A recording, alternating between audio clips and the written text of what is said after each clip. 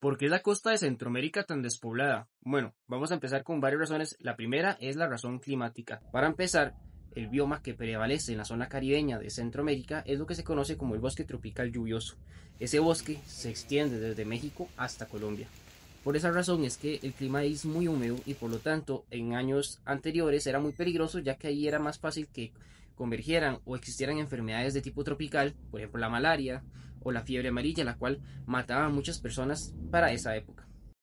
Hay un factor también que es histórico, y es que cuando los españoles llegaron a América, la parte pacífica se parecía más a su tierra, en Andalucía, en donde venían muchos españoles, que a la parte caribeña, que les resultaba completamente diferente a su tierra natal. Es decir, los españoles estaban más acostumbrados a praderas o a sabanas, como la son en el Pacífico, a el clima caribeño y hostil del bosque lluvioso, denso, que existía en toda la costa. Para hablar de esto, recordemos que todo, desde México hasta Colombia, estaba cubierto por bosques densos.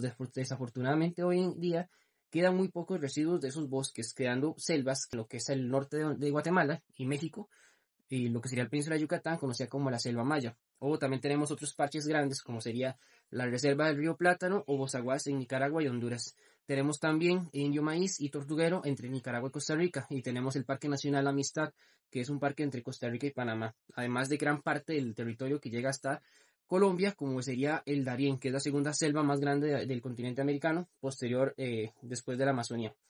¿Por qué en el Pacífico? ¿Qué pasa en el Pacífico? Bueno, en el Pacífico tenemos el corredor seco, que estamos por acá.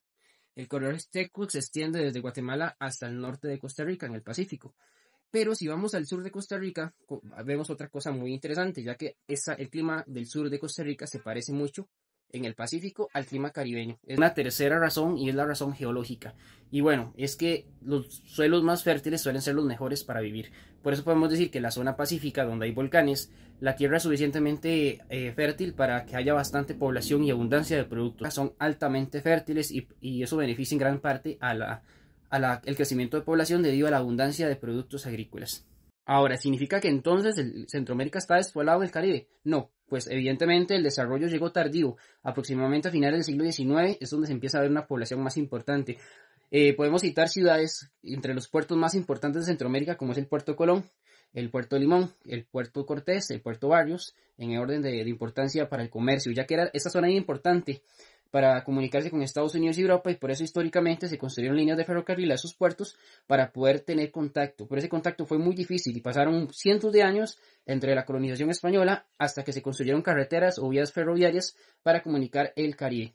También hay que entender que, aunque no sea costa, hay ciudades importantes y grandes, como el caso de San Pedro de Sula, que no es una ciudad costera, pero sí se encuentra cerca del Caribe. Claramente esa parte de Honduras es un poco más poblada, debido a que el valle del río Ulúa y del río Chamalicón lleva sedimentos a esa zona y también hay menos humedad que el resto. Esa zona también fue conquistada por Inglaterra, tanto en Belice, tanto en la Mosquita nicaragüense, y también hubo grandes luchas con lo que sería Colombia por el poder de esa zona. Por lo tanto, habían también una parte histórica muy importante que era el asedio de piratas que querían apoderarse del Caribe de Centroamérica, y por lo tanto nadie quería ir a un lugar donde era tan hostil y tan peligroso para vivir por los constantes asedios entre Inglaterra, España y la piratería. Otra cosa importante que quería reflejar en mis comentarios, he visto muchos comentarios de tipo nacionalista que rayan con toda ilógica.